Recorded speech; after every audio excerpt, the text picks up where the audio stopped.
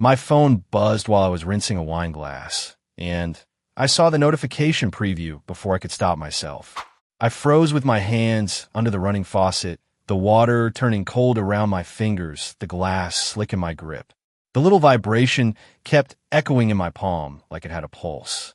I wiped one wet hand on my jeans, grabbed the phone off the counter, and there it was, our joint card app alert, bright and clinical.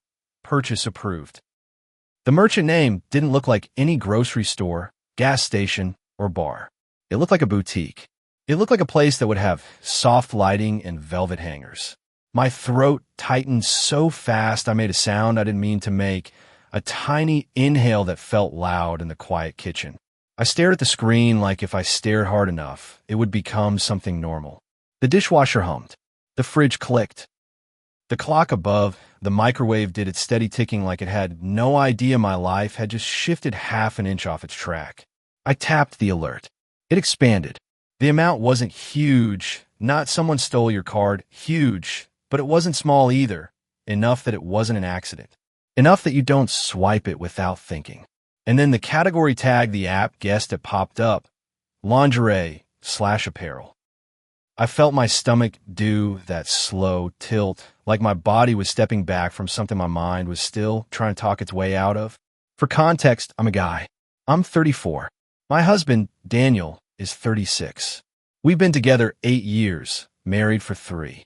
We live in a pretty normal house in a pretty normal neighborhood. Nothing dramatic, nothing Instagram-worthy. We got a dog that sheds like it's paid by the hair. We're the couple who argues about whether the new towels are actually different from the old towels, then orders Thai food and makes up over a shared container of rice.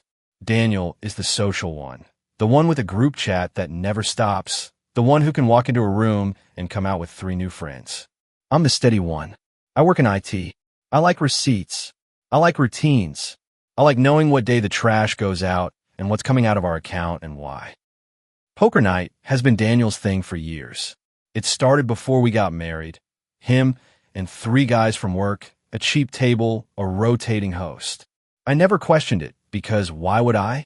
It wasn't suspicious. It was boring. It was the kind of guy night that ended with him coming home smelling like beer and pepperoni, complaining that someone kept bluffing like an amateur.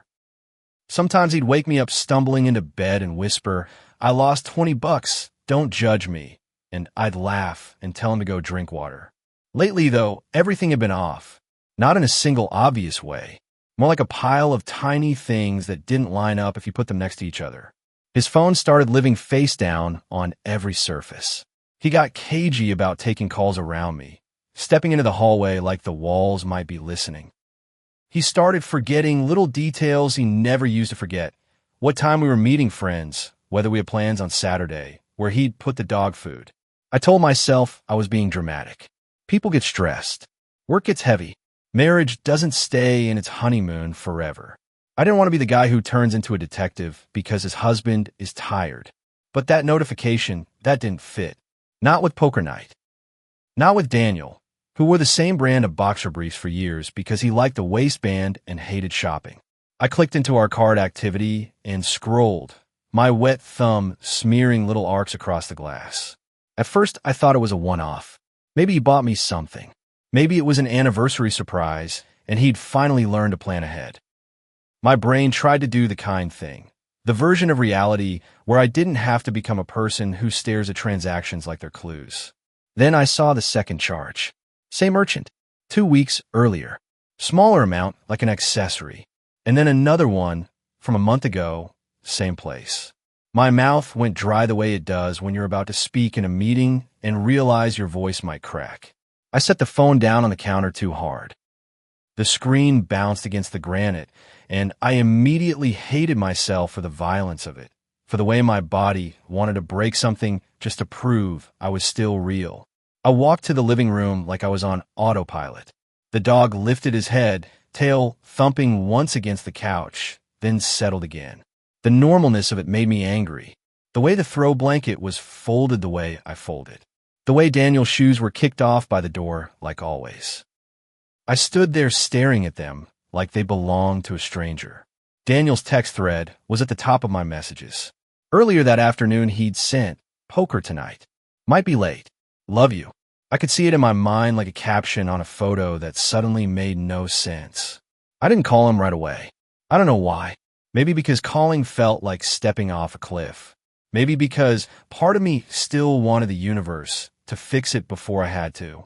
I opened the card app again. I clicked the merchant. It showed a location. Not near his friend's house.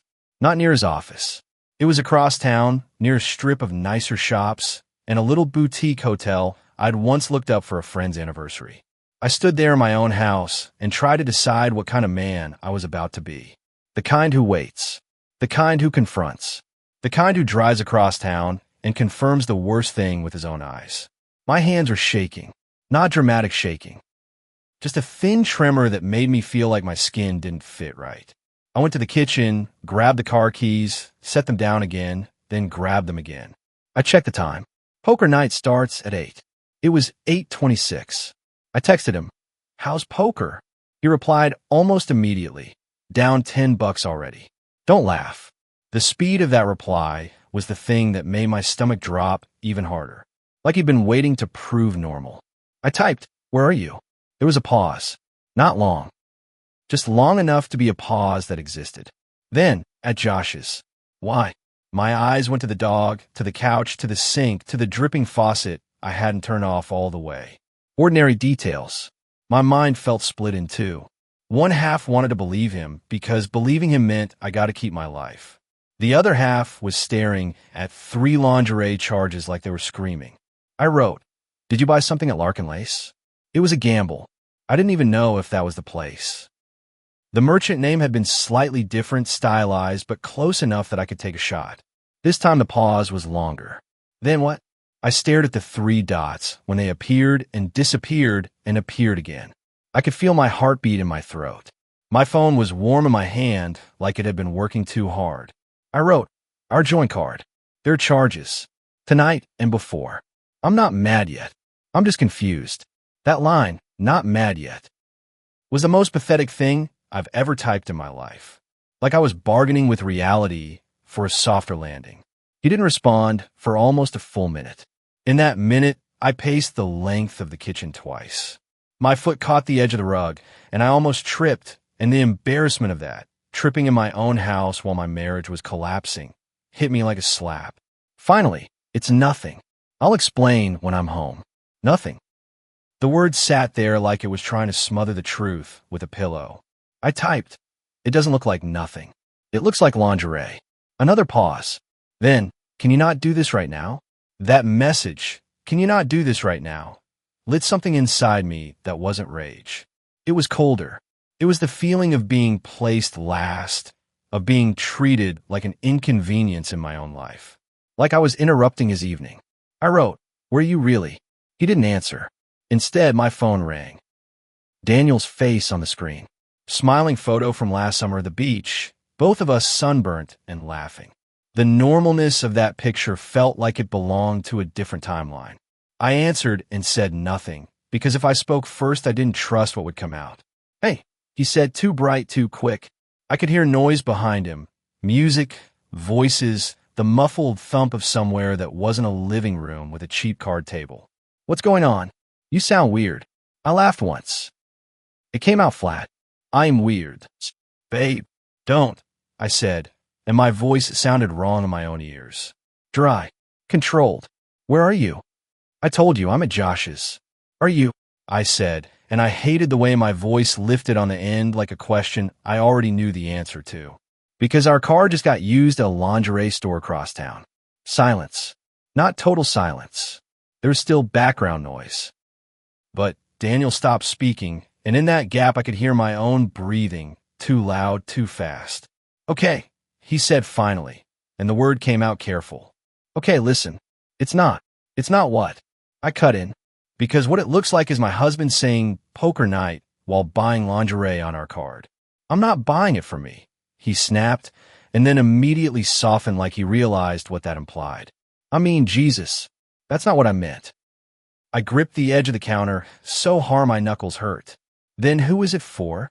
Another pause. I heard someone in the background say, faintly, "Dan," like they were close enough to touch his shoulder. Something in me went very still. Who is there? I asked. Nobody, he said too fast. That's not nobody, I said. That's a person close enough to say your name. He exhaled, and it sounded like he was trying not to lose patience. You're spiraling. I stare at the fridge magnets. The little photo of us, Page's, no, Daniel's, handwriting on the grocery list, the stupid drawing our niece made that we stuck up there because it made us feel like adults with a family. I wanted to rip them down. I wanted to press my forehead against them and pretend the cold metal could reset time.